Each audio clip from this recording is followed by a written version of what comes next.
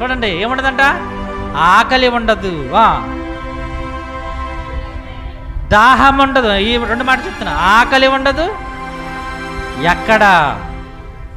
ఎక్కడండి ఆకలి లేనిది? అమెరికాలోనా, పాకిస్తాన్లోనా? ఎక్కడ ఆకలి లేని దేశం? ఏ దేశం అది? ఆకలి లేని దేశం, దాహం లేని దేశం అంటే భూమి మీద ఎక్కడ లేదండి. భూమి మీద చచ్చిపోయేంత వరకు ఆకలి ఉంటుంది, దాహం ఉంటుంది. మరి ఎక్కడయ్యా ఆకలి లేని దేశము, ఎక్కడయ్యా దాహం లేని దేశం అంటే పరలోకం. ఏ లోకం? ఆ పరలోకంలో నీకు ఆకలి లేకుండా, అక్కడ దాహం లేకుండా నీకు ఉండాలంటే ఇక్కడ ఆకలి దప్పులు గలవారే బ్రతికితే అక్కడ నీకు ఆకలి దప్పులు ఉండవు. ఇక్కడ ఆకలి దప్పులు గలవారై బ్రతకాలి. నీకు ఆకలి తెలియాలి, దాహం విలువ తెలియాలి.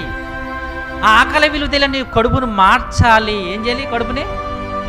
అందుకని పౌలు మహనీయుడు అంటున్నాడు, అయ్యా నాకు సమృద్ధి కలిగి ఉండటం తెలుసు, పేదరికము తెలుసు, ఆకలి దప్పులు తెలుసు, వస్త్రహీనత తెలుసు, అన్నీ తెలుసు. నేను ఎందుకు ఇలా చేస్తున్నానో తెలుసా? ఈ శరీరాన్ని